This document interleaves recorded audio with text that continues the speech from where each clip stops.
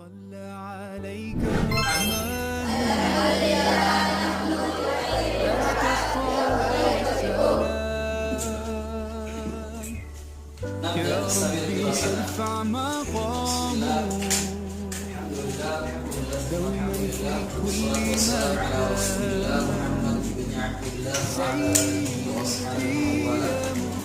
مكان سيدي يا محمد اللهم لا علم لنا الا ما علمتنا علمنا ما ينفعنا وانفعنا بما علمتنا وزدنا علما وارزقنا فهما والحمد لله على كل حال والحمد لله من شر اللهم ارزقنا Everywhere I hear may be mentioned,